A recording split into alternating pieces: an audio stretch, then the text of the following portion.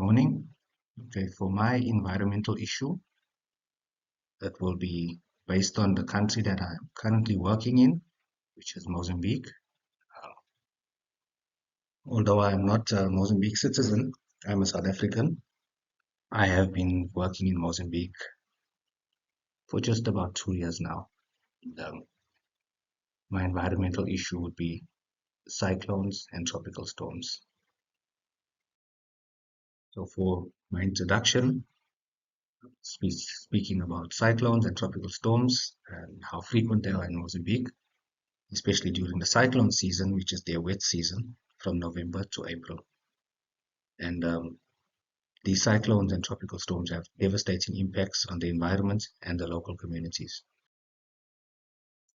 The impact of these cyclones is destruction of infrastructure, the roads, the bridges, and the homes, especially of the poorer people in the country because they don't have brick homes. Their homes are made out of bamboo and clay. There's a loss of life, loss of livelihoods. People are unable to go to work. People can't go to the doctors, clinics, or schools. What causes cyclones is warmer ocean temperatures, climate change, and the seasonal winds. Mozambique's vulnerability to cyclones is because of their coastal geography, especially where I am based in Pemba. It's along the coastline, making them highly susceptible to cyclones and tropical storms.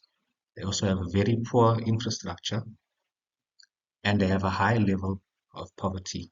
A lot of the communities, a lot of the people living in Mozambique are extremely poor. And like I said in the previous slide, their living conditions are not of the highest level. Just speaking of some of the cyclones that have passed through in 2019 was Cyclone Idai. It was one of the most powerful storms in Mozambique's history. It caused widespread flooding and destroying cities like Beira. Over 1,000 people lost their lives and over 1.8 million people were affected. Again in 2019 was Cyclone Kenneth. It brought torrential rains resulting in further flooding. The cyclone caused widespread damage to agriculture and homes. And since I am in Mozambique, we have experienced 3 cyclones as well. Cyclone Chido, Cyclone Dikeledi, and Cyclone Jude. It has an economic impact because it destroys the infrastructure like roads, ports, power lines. There's agricultural losses because the cyclones destroy the crops, affecting the food supply, and the land becomes saturated and flooded. It also has a lot of economic setbacks because the time to recover and rebuild costs billions. Social impacts is that it causes major displacement. People have to start living like refugees. They don't have homes, they don't have anywhere to go. There's extreme health risks because of waterborne diseases, and the medical staff or the medical facilities are not up to scratch. They're not up to standards. Schools are destroyed, churches are destroyed, clinics are destroyed. It also has an environmental impact because of the loss of ecosystems. Coastal mangroves and forests are damaged or destroyed. There's extreme soil erosion because of the flooding, impacting the agriculture, as well as loss of marine life. Climate change and cyclones. Because of the rising sea temperatures, climate change increases the frequency and intensity of cyclones. More extreme weather, climate change is linked to heavier rainfall and stronger storms. Preparedness for cyclones. Mozambique should implement early warning systems. They should also have emergency response or rapid response teams. They do have national and international relief organizations such as humanitarian aid and UN aid, but they do need to up their game, seeing as they are susceptible to cyclones for around 5 months of the year each year. And they also need to implement evacuation plans. Mozambique does have international assistance, as I mentioned in the previous slide. They have foreign aid, they have UN agencies, and they do have global partnerships. And I have personally seen all of these organizations because when you land in Mozambique, their offices are stationed very close to the airport. Mozambique needs to build up their resilience.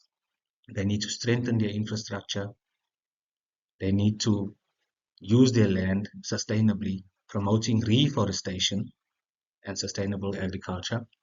And they need to educate the communities of how to respond and how to be prepared for these tropical storms. They should also implement early warning systems like satellite technology, mobile alerts where they could send directly to your phone or especially broadcast over the radio.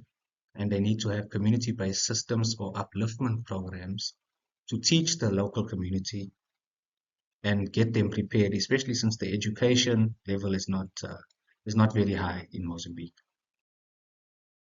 They need to enhance their disaster response with rapid deployment. They need to react faster. They need to stockpile their supplies, ensuring food, water, and medical supplies are readily available, especially in times of crisis and emergencies. And they need community support by strengthening local leadership in disaster management. In terms of rebuilding the communities, they need to restore infrastructure by rebuilding the roads, the schools, hospitals, clinics, churches. They should have housing projects for displaced families and livelihood recovery in terms of supporting local farmers and businesses, especially in recovering after times of natural disaster. Community-based risk management, they should implement training to local communities, empower the local communities, and find local solutions, tailoring disaster preparedness for local needs, especially for the people in high-risk areas along the coast, like we are at the moment in Pemba. They need to have education and awareness, climate change education, public awareness, just make it easily available, have classes or lessons to prepare and educate the local community. They need to implement long-term solutions, educating future generations about sustainable practices.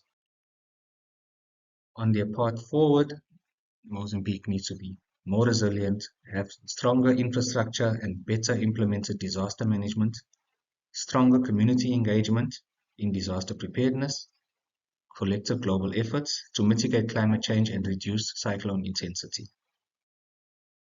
In conclusion, cyclones and tropical storms are a growing threat to Mozambique's environment, economy, and their people. By improving preparedness, strengthening infrastructure, and addressing climate change, Mozambique can rebuild their resilience. Thank you for your time, and I'm sorry that the slideshow was so basic. I'm not a computer fundi or computer guru. I just know how to press new slide, put in a picture, and I kept it as short as possible, short and sweet, like the lecturer said, with just a few bullet points and a picture to keep it interesting. All my pictures were sourced from Google, and a good few of them were taken in Pemba. I saw the articles when I was downloading the pictures of how the local community of Pemba, where we are based, is affected by these cyclones and tropical storms. Thank you for your time.